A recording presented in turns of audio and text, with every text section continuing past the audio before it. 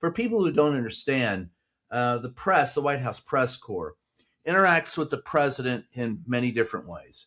We can be in a press conference with him. We can catch him as he leaves the building. The pool covers him. And let's be honest with what the pool is. The pool is a death pool. It was put together so that the press can always be around the president when he's working. So if something happens, we can report on it. And it usually has to do if something happens with his health. So that's the root cause of the press pool. Now, we can also interact with the administration in lower press area, which is if you've been to the Brady briefing room or you don't understand the Brady briefing room, if you look at that briefing room on TV, there's always a door over there to the left.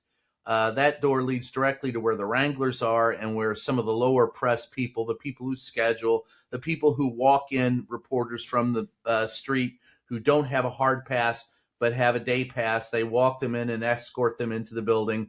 We interact there. But in the upper press, which when you walked upstairs to the White House press secretary's office, it was there that you would often meet people who were going to the Oval Office or were involved, higher echelon people. And there was not necessarily any news to be made there, but you could meet people and greet them and bypass their many layers of security just to talk to them. So if there was, Pete Hegseth were up there or anybody else, an ambassador, any member of the cabinet. I used to stand up there after cabinet meetings and catch cabinet members as they came out of the Oval Office and say, hey, look, I need to talk to you about a piece I'm working on. I tried to reach you through your press people. They said they'd put me in a queue and I haven't seen or heard from you since. And they go, well, what do you got? And I'd ask him a question right then and there. It facilitated better relations with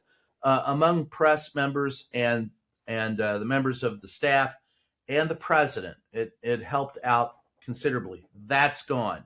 Never mind that he hasn't had a press briefing himself. He's never had a press briefing or a press, anything more than a press availability in front of the press pool, except maybe once or twice. He's only been in the Brady briefing room, I think, once or twice, not for any length of time, no press conferences.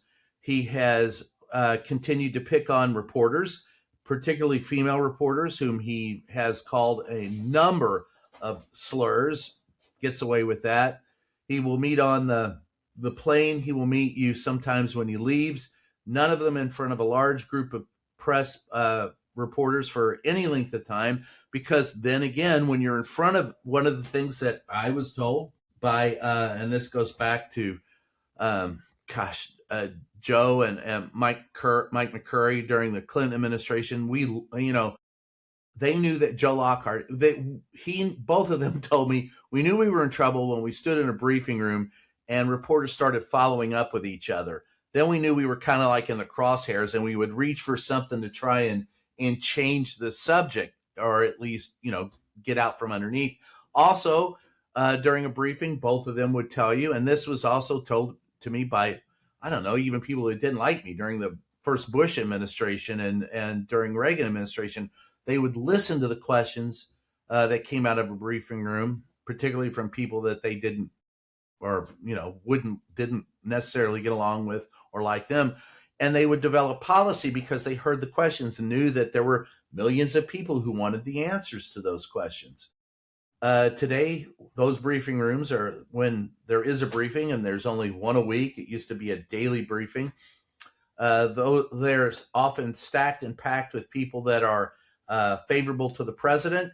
So the fact is, I am very despondent over the interaction from this administration with the press, but I'm also upset with the press because I think that and I know this doesn't go over well with a lot of members of the press, and I got to tell you, at my age, I don't give a shit.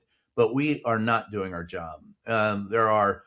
There's some exceptions to it. I know it's difficult to do the job. It's always difficult to do the job at the best of times. These are not the best of times. These are the worst of times.